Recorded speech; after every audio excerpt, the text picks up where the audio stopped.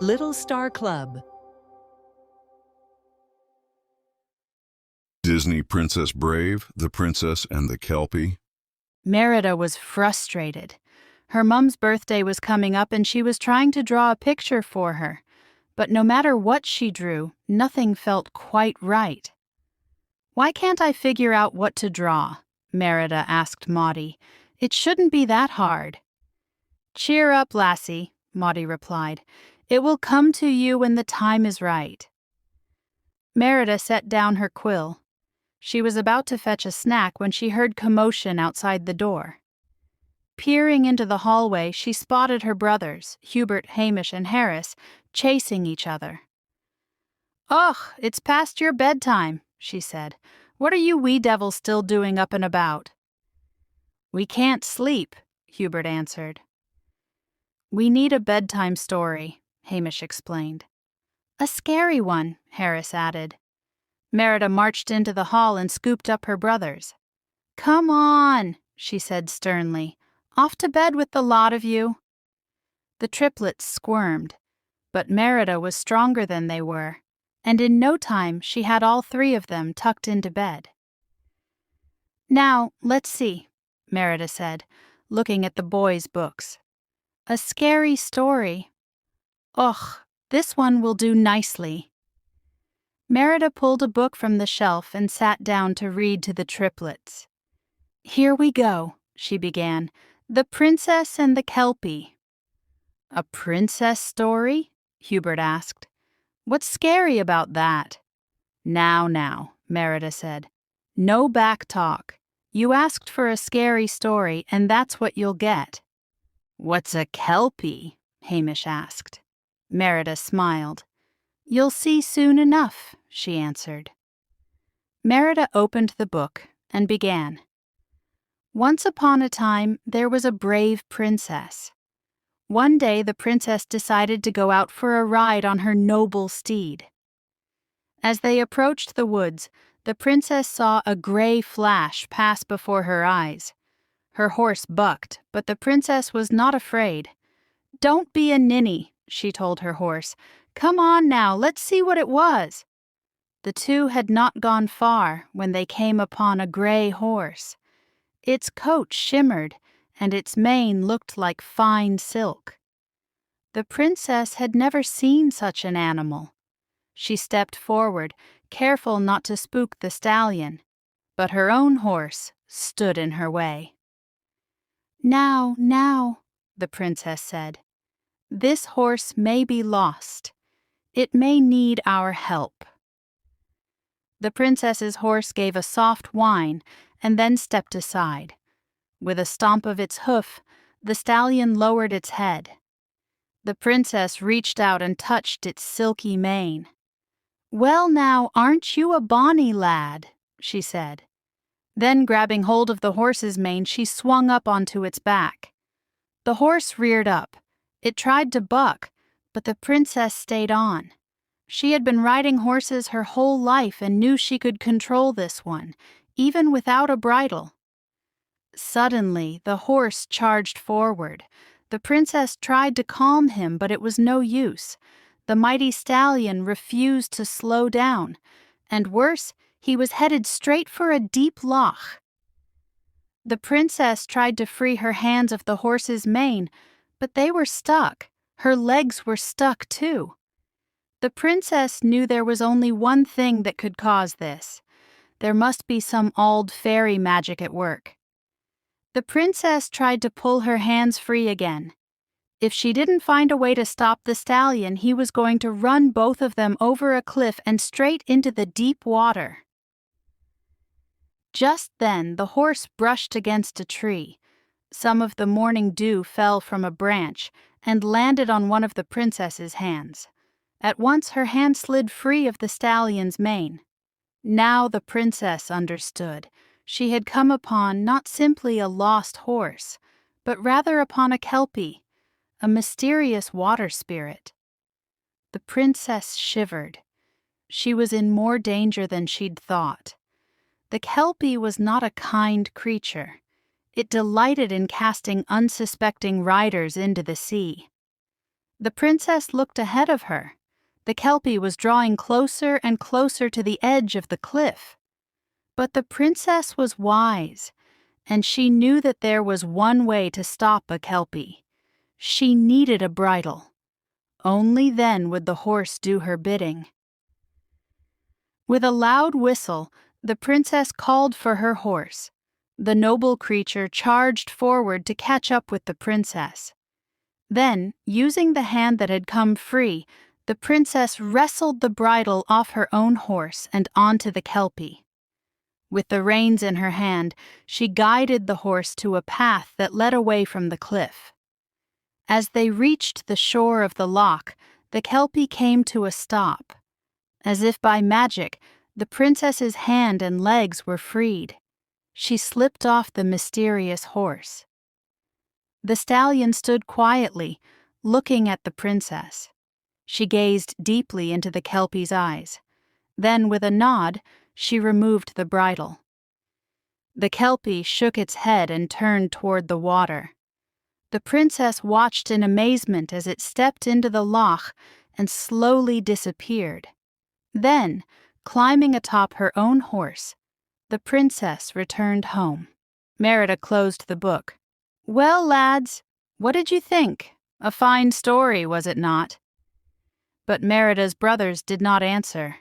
They had fallen fast asleep. Merida shrugged. "I thought it was scary," she said. Setting the book down, she quietly tiptoed out of the boys' room. Merida walked down the hall to her own room. Maudie had been right. While she had been reading to the triplets, an idea had come to her for her drawing. Merida lit a candle. Then she took out a fresh piece of parchment and got to work. She was sure her mum would love the drawing. A Merida and Mum Day. It was a beautiful morning in Dunbrock. The sun was starting to peek through the mist, and the bright green grass was shining with dew. In the castle, Merida and her mother, Queen Eleanor, were getting ready for their first ever Merida and Mum Day. There was just one problem. The two didn't spend much alone time together. Neither of them knew what to do on their special day. "Shall we work on our embroidery?" Eleanor suggested, leading Merida into a sunny tower. "Oh, if you like," Merida said, trying to sound enthusiastic. She sank into an armchair and picked up some needlework. Then she looked out the window. It was such a nice day. "I've found this red thread is just perfect for—" Eleanor paused, noticing that her daughter was distracted. "You know, I could do with a wee bit of fresh air," she said. Merida's face brightened. "Are you sure?" "Absolutely," Eleanor replied. Outside, Eleanor and Merida walked past Merida's archery field. "I know," Merida announced. "I'll teach you how to shoot a bow." Eleanor gave her daughter a weak smile, but Merida didn't notice. She handed her mother a bow and arrow and hopped to the starting line. "Now you've just got to line yourself up like so, draw all the way back and—" "Oh!" Merida's arrow flew swiftly toward the bullseye. But Eleanor was not finding archery as easy. "Mom!" Merida cried as Eleanor's arrow hit the ground near her foot. "Are you all right?" "Yes, dear," Eleanor said, "but perhaps archery is not the best mother-daughter activity." Just then, Eleanor spotted the stables in the distance. "I think I know what we can do," she said. "Let's go for a ride." As the Queen and the Princess rode through the beautiful countryside, Eleanor called out to her daughter, "Merida, slow down. I want to show you something." Merida turned back to find her mother standing in front of a big, leafy tree. That's a very nice tree," Merida said. "Quite, tall." "This is a rowan tree," Eleanor explained. "It is considered the Lady of the Mountain, a protector. Its twigs are hung over doorways to ward off evil spirits." That got Merida's attention. She loved listening to her mother's tales. "Evil spirits?" she asked. Eleanor glanced at her daughter mischievously. "Shall we collect some twigs for the castle?" Merida was about to answer when a large, scary shadow appeared in the glen. Some monstrous creature was shaking the shrubs surrounding the rowan tree. "Watch out!" Merida cried, leaping in front of her mother. Just then, a flash of red curls appeared. It was Merida's brothers, riding a goat. "Harris, Hubert, Hamish!" Eleanor cried. "What are you lot doing here?" "I thought you were a bogey," Merida said. "Well," Eleanor said, sighing, "I suppose we'll have to take them back to the castle." Merida frowned. "Do we have to? Maybe we could just take them with us?" Eleanor leaned in toward Merida. "You're on!" A wee bit later, Eleanor, Merida, and the triplets stopped at a babbling creek. The horses and goat lapped up the cool water. "Oh, that looks nice and refreshing," Merida said, wading into the creek. Her brothers jumped in after her. Merida turned around to see her mother very delicately sticking a toe in the water. "Come on in, Mum," she called. "It feels great." Eleanor hesitated. "Oh no, I couldn't possibly." "You must be so hot," Merida said. "That may be, but well," Merida looked at her brothers.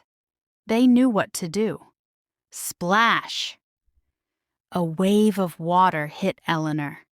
Merida's mother looked shocked. Then she burst into laughter. "Oh, no, you don't. I'm going to get you 4 for that," she said, joining her children in the creek. Cooled off from the water, the group decided to do some more exploring. They rode merrily through the forest and soon came across a peaceful meadow. The boys pointed to some large gray stones in the middle of it. "Oh, yes," Eleanor said. "The old Barry ruins. Let's stop here a moment." While the boys ran around playing hide-and-seek in the ruins, Merida studied some carvings etched into one of the stones. "What is that? Can you read it, Mum?" Eleanor peered closely. "If my translation is correct, it says, 'For the noble queen and the brave princess.'" She looked at her daughter warmly. "How about that?" Merida smiled. Suddenly she saw her mother's face darken. "Boys!" Eleanor called. The triplets had somehow climbed up one of the rocks. Merida jumped up to collect them. "I don't know how you do it. Watch over all of us," Merida said, handing her squirming brothers down to her mother. "Well, I've got help," Eleanor replied. "They have a good big sister." All too soon the sun began to set. "I think it's time to go home," Eleanor said. As the group rode, they spotted some fireflies dancing in the meadow. "Fireflies are the fairies' messengers," Eleanor explained. "We just have to whisper our wishes to them. Shall we?" Merida grinned and hopped off her horse. As the boys tried to catch the bright, buzzing bugs, mother and daughter whispered their deepest wishes. Later, back at the castle, Merida stopped her mother. "What did you wish for?" she asked. "We're not supposed to say, or it won't come true," Eleanor said. Merida shrugged. "I wish to have more Merida and Mum days." Eleanor pulled her daughter into a hug. "Me too," she whispered. Merida smiled. She knew that was one wish that would come true. Please subscribe for more.